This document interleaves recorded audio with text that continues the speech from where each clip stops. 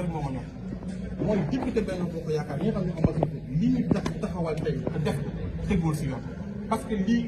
bokkul ak ay communication yoo xamante ne Ousmane Sonko moo ko wax c'est pas officiel yaakaar naa fekkoon dafa biir assemblée du ma ñëw wala maanaam mu ay ministre bi wax ni man du ma ñëw su boobaa nañ ci ay bis waaye communiqué boo xamante dañ ko def yéen ngeen daje wax ni kat comme xaalewul assemblée ñu dem mun ñoo respecté li nga xamante ni maanaam mooy suñu tradition bi nga xamante ne 30 lignes lañ war a tëj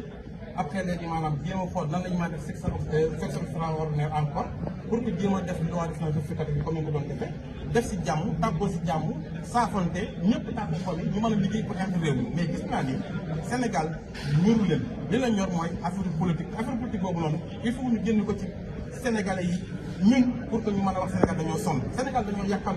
sonn aussi Sénégal dañoo war a taxaw ñun ñi nga xam ñoo ay député taxawu leen mais ñi ñu gis ni ñu taxaw nii ak xeex ak kulóor tàgga sante werante yaa wax lii waxuma lii wujjuuma sisis wujjuuma Assemblée nationale tey léegi après suba waa léegi ban Sénégal la ñeme loolu moo tax may laa si appel société civile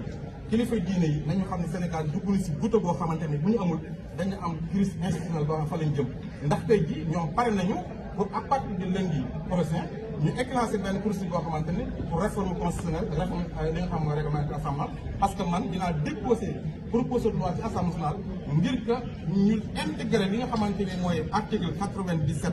ak 98 ak 99 bi nga xamante ni moo nekk ci règlement de l'Assemblée ngir premier ministre mën a ñëw def déclaration générale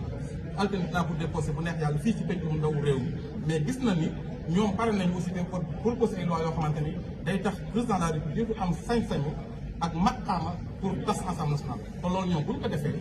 yaakaar naa ni mën nañu ko jàllale parce que député yëpp dañ ko parce que Macky Sall bi mu fi dugalee loi boo xam ne bu bëggoon tas Assemblée nationale à tout moment député dañoo lànk kon yaakaar naa su boobaa tamit dañu indi benn crise boo xamante ni bu waxtaan amul yaakaar naa liggéey du am kon maa ngi laaj ak président Bassirou Diomaye Faye